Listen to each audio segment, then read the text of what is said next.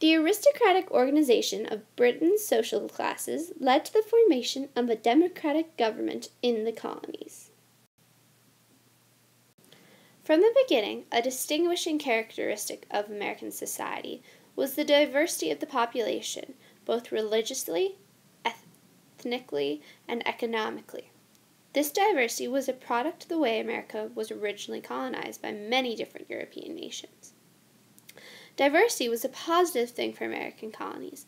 It helped them distinguish themselves from Britain, united them against one cause while utilizing many different perspectives, and eventually shaped the ideals stated in the First Amendment. The Puritans were a religious group that left Britain in order to establish a pure church in America, away from the corruption and evils of the Church of England. They greatly contributed to the work ethic, moral sensibility, sense of mutual responsibility, religious freedom, and greater representation in the colonies. Another reason that the Americans eventually set up a democratic government was because they knew how it felt not being represented.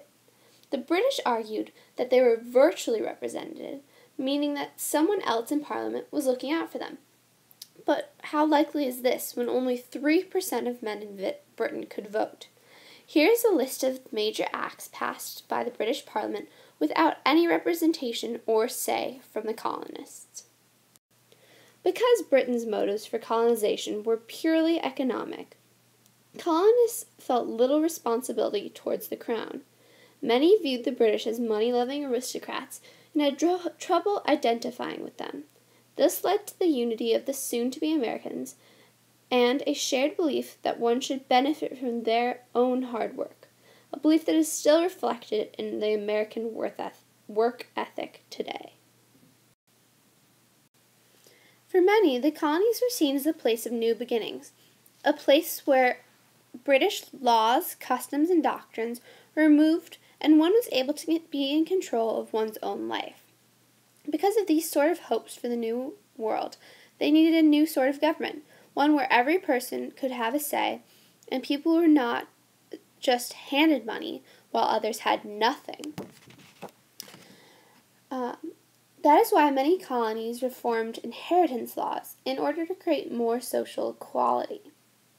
Another new part of the colonies was that they had constitutions. It was one of the most long-lasting inventions of the time period. A constitution was an actual doctrine that guarded the rights of the people and had a system of checks and balances set in place to limit the power of one portion of the government. This was a very new idea during this time period, and was certainly quite different from anything Britain had seen. This is an image of the House of Burgesses, the first congressional model in the colonies. Many of the rights that we take for granted as Americans are reflections of what John Locke stated in his social contract.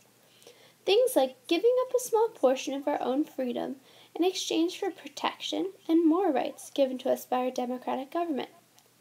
John Locke also stated that because of the aristocratic and monarchical structures in place in Great Britain, they could never understand the importance of natural right, life, liberty, and propriety.